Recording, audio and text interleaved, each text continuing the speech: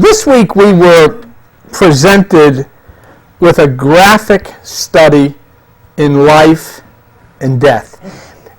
And it just caught my mind because of the people or the person involved, the way it happened, and then all of the things that we've been teaching about.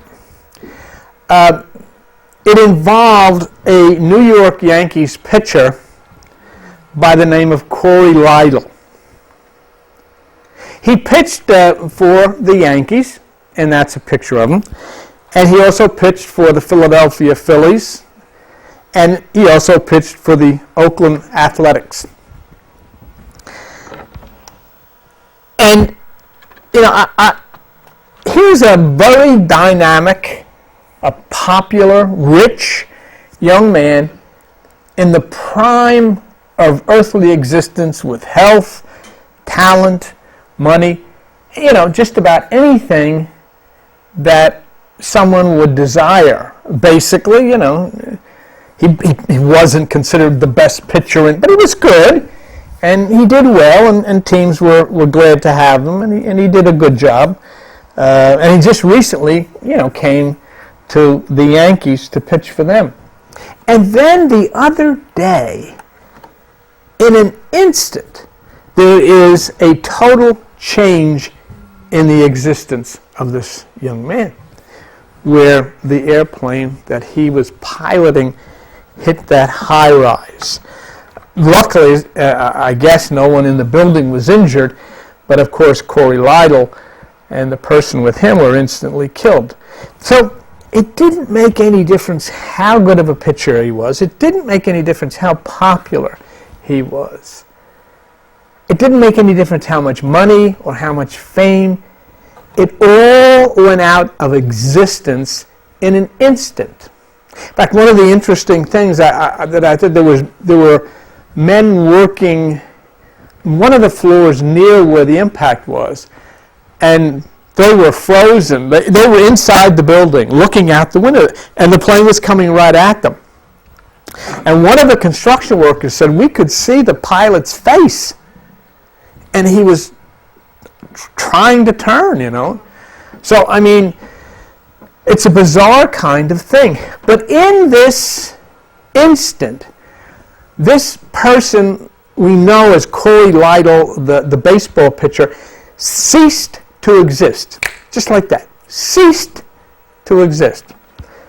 So the point to be studied then, and what it intrigued me since I heard about it, is the relevancy of life as we know it and of death as we know it. Now, Corey Lidle, the picture that we looked at there, will never be seen again. He will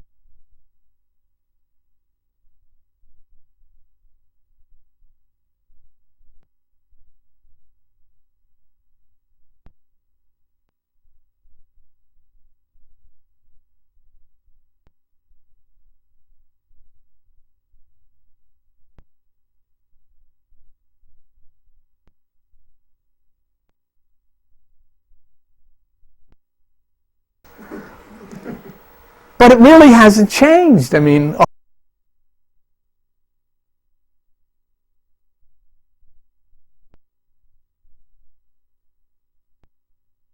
we're all programmed to say, I'm going to meet so-and-so again, and we're going to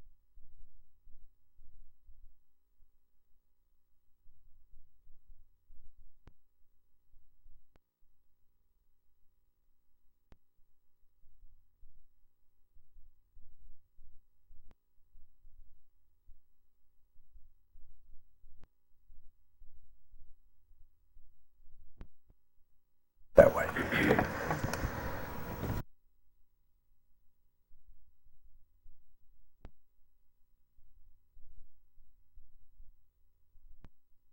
We originate just about nothing on our own.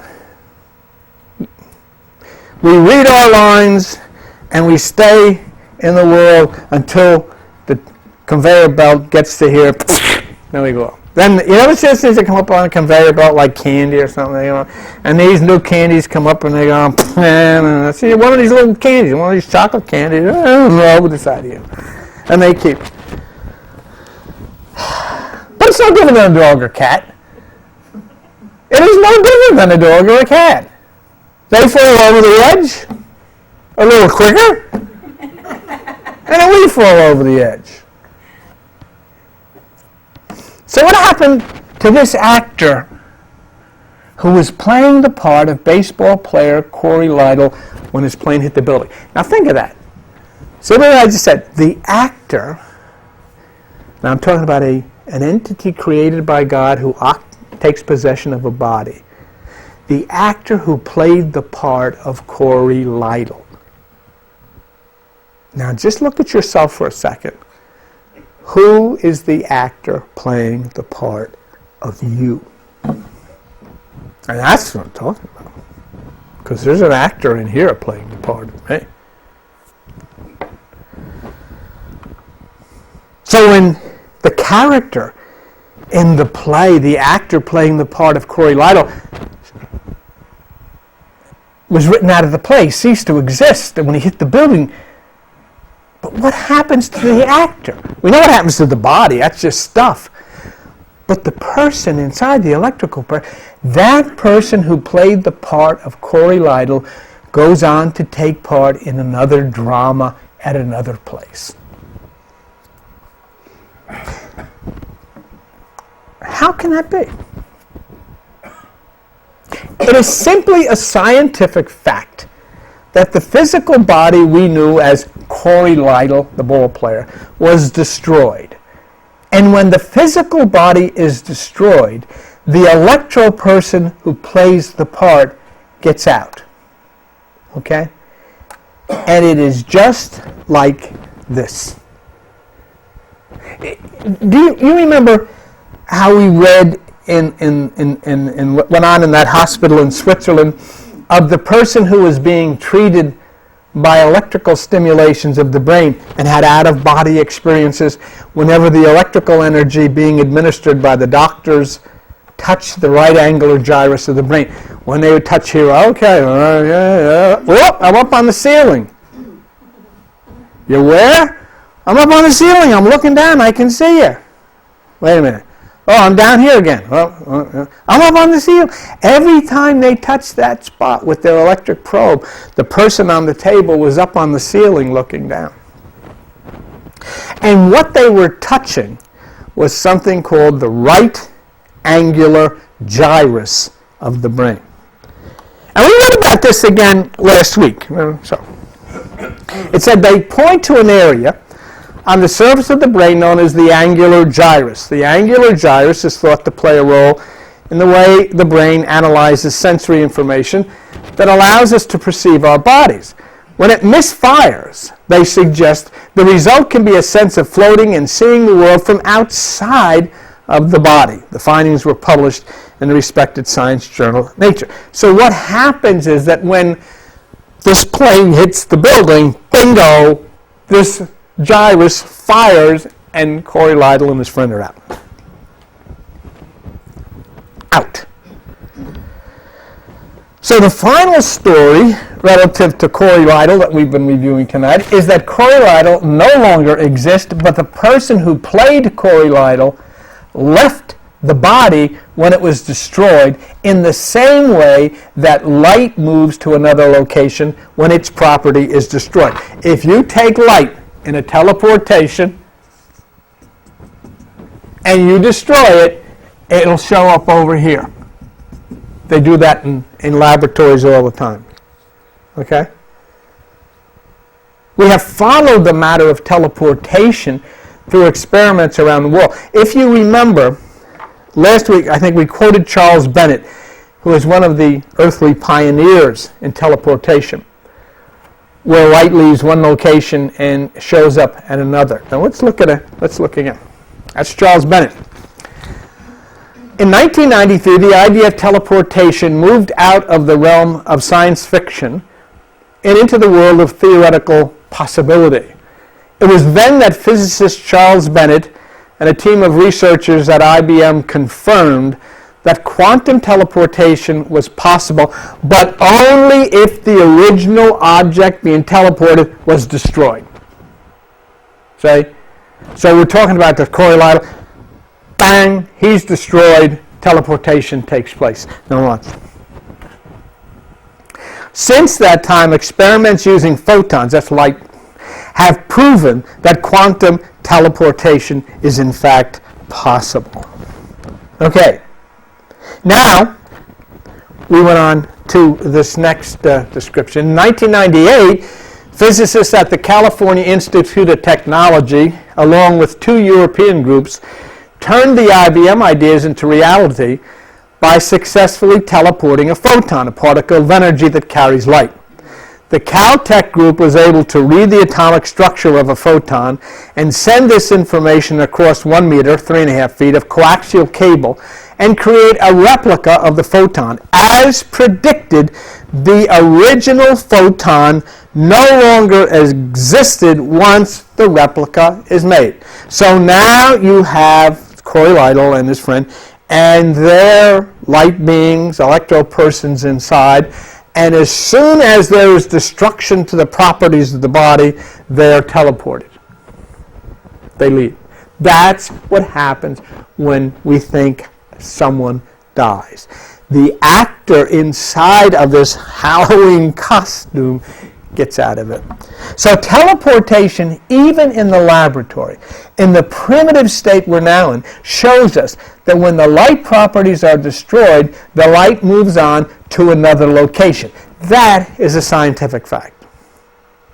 Now, of course, we occupy bodies to take part in this earth play that we're all in, and we move around in these physical bodies until they break down from one reason or another. And when they are destroyed, the light, which is our true person, moves on. So your body is created in the image and likeness of physical people who are called our parents. You know, it's a tremendously misunderstood thing by religion who say we are created in the image and likeness of God, which would mean that God looks like us. Well, it's not true because we're physical people. The light that operates us, the person inside of this costume, is created in the image and likeness of God. How do I know that? Well, Scripture says we're created in the image and likeness of God. That's what religion tells us. Now, we're going to be created in the image and likeness of God. All right, listen. Okay? Genesis 1:26, let us make man in our image after our likeness. So then the next question is, what is God?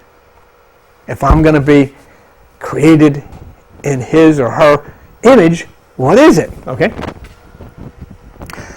Number 23, God is not a man. God is not a human being. Whoa. See, mothers and fathers create in the image and likeness of human beings, but God is not a human being. So in order to be created in the image and likeness of God, I have to be created in the image and likeness of something other than a human being. Okay? 1 John 1:5. This then is the message which we have heard of him and declare to you that God is light.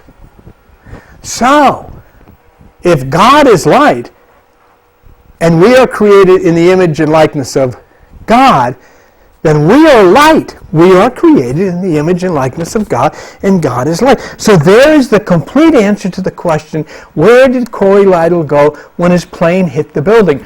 Corey Lytle was destroyed and went nowhere. The light that was God created and played the part of Corey Lytle left the scene. Same thing's going to happen with you. The light inside that your real person is, that has a name, which is not, you don't talk about that here on earth, but that person that you are inside, which is so attached to the body and to, the relationships and to what goes on around it, that person, when that body stops, that person moves on, teleports.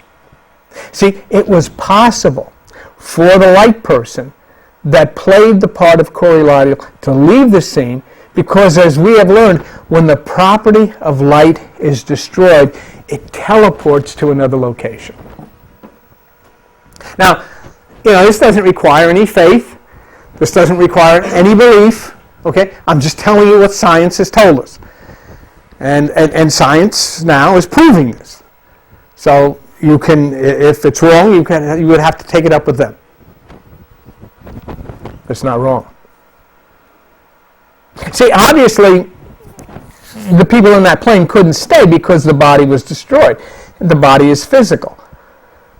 So thus they were either destroyed, which can't be because they're not physical, or they went with the person who played the part of Corey Lytle on the earth. That would be what I'm talking about there, is the light that moved out of that plane and went on to fulfill something else. See, the Corey Lytle, the Joan Donahue, the Penny Morrison, everybody here is an illusion to the rest of us, because we think that's who you are, but we don't ever, because we're never taught right, that's only a temporary thing that you're playing. You're playing the part of that for this experience on this particular earth. Now, there was a physicist by the name of Fred Alan Wolf, and Fred Alan Wolf said, well, it's not there was, he is. He said that consciousness is not located inside of our head, but out here. In other words, consciousness is what we are, and it is with us in the realm of light and follows us wherever and whenever we go from body to body.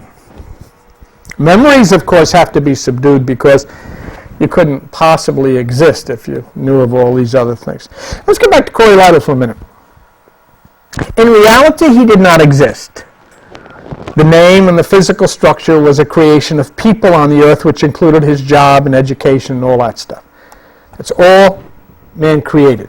When the body was destroyed, the light self and the mind, which is the stored thoughts, departed as one, because they are one. They are individual consciousness. So all of the desires, all of the dreams, all of the attitudes, all of these things we think go with us. Let's think of it this way. And now this is all funky, but let's think of it this way. All right. Okay, now hold just a second. We all know of the movie actor Tom Hanks. Okay. Very, very, very good movie actor and so forth and so on. Now, one of the characters that he played in the movies was Forrest Gump. Okay? There's Forrest Gump. Now, we could watch that movie over and over until we knew Forrest Gump as if he was family. You know?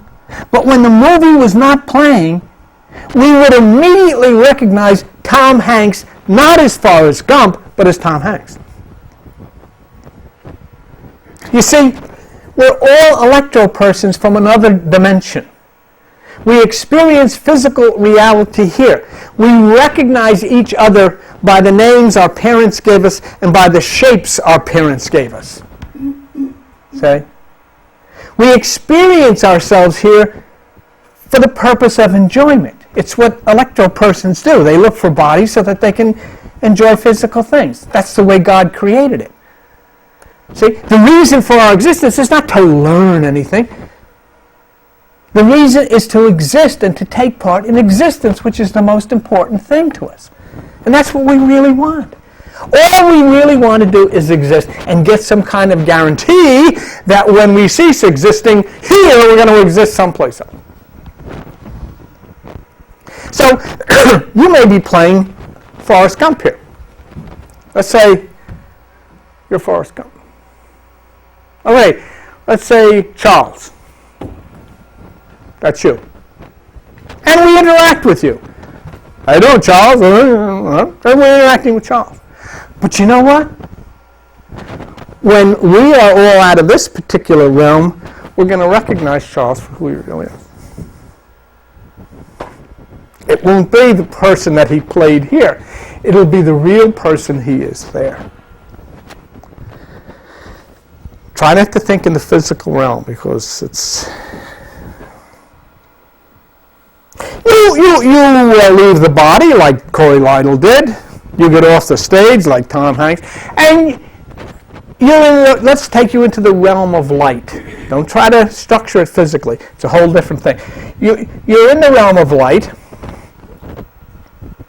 and you meet somebody else in the realm of light that doesn't look like they did here any more than Tom Hanks looks like Forrest Gump, but you recognize them. And you sit there, and you're going to talk about the different parts that you played so far and how you enjoyed them. It's no different than if you and I were to sit down and discuss the different cars that we owned and which car we liked the best, which car we liked the most. So the electro person who played Corey Lytle is now in a situation where he, as an electro, can discuss with another electro the part he played on Earth as Corey Lytle, the ball player, and how he messed up on his airplane flight. And the two of them will probably laugh about it. Oh, brother, I made that turn, and all I could see was the building. Oh, my God. Okay. Now, what does that mean to our twins in parallel universes? Remember what Professor Max Tegmark said? He said, there are infinitely many other inhabited planets, including not just one, but infinitely many, that have people with the same appearance, name, and memories as you, who play out every possible permutation, which is a combination of options, of your life. In other words, there's all kinds of yous all over the place. So let's try to figure this one out. We have twins in parallel universes.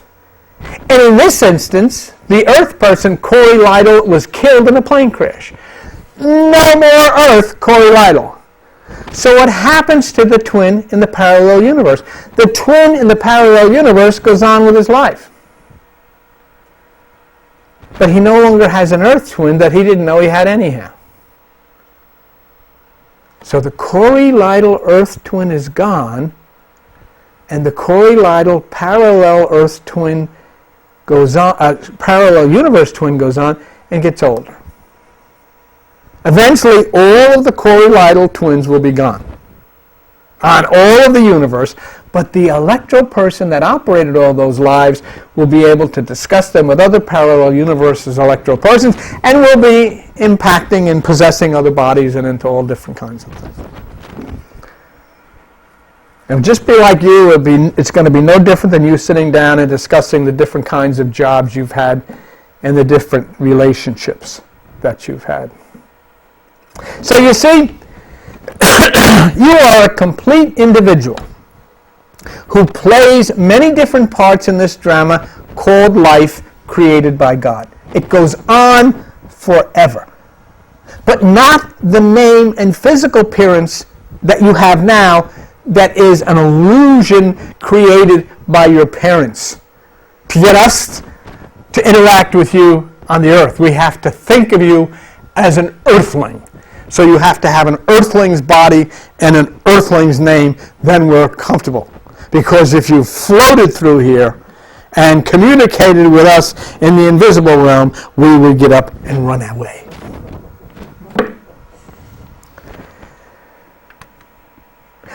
If your mother has died, let's try something. If your mother hasn't died, think of somebody who has. You will know her again. Not as your mother looking like she did, but as another electro person who played the part of your mother in this earth time. I don't know if you can explain that. Wow, yeah, there you are. What are you doing here? Yeah, hey, do you remember that?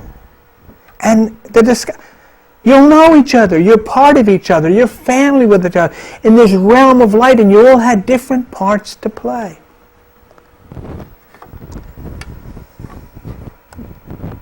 You know,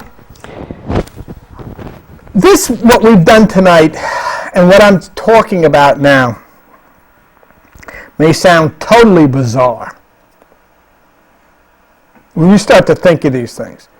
You're going to see people who died again, but they're not going to look like they did here because the physical body is gone, but you recognize them because you're in light. Say, because you were all together before you came here,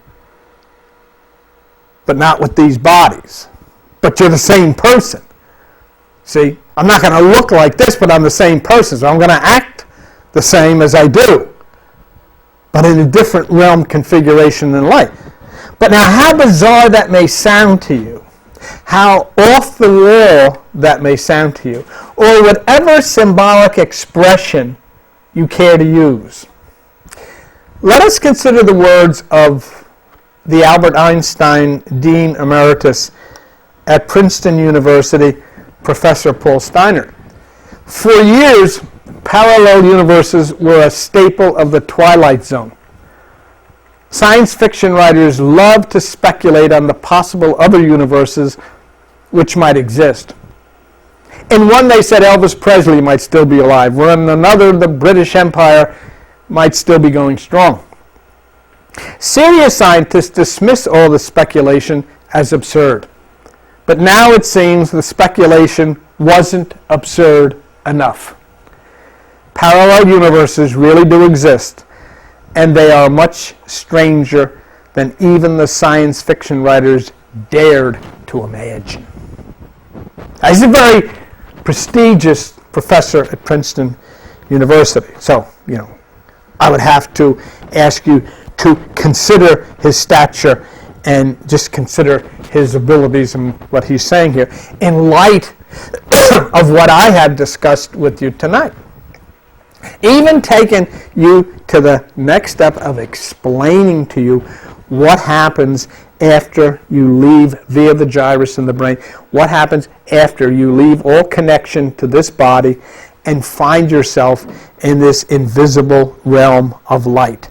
There you will see people you knew, but not in the same bodies that you knew here. But you will know them just as well, just as close as you ever did, because you knew them before you came into the bodies and they came into the bodies. And yes, you will be able to converse about the things here and so forth. Now that does not necessarily apply in the parallel universe realm where you exist. Once that you have an existence eliminated here, then you'll have a continued existence in another parallel universe. It is a very, very complex thing, but it is a very, very exciting thing, and there is a rational and a logical explanation to all of this stuff and how it happens. So, what I would conclude with is to ask you to act out your part here so we will be prepared to go there.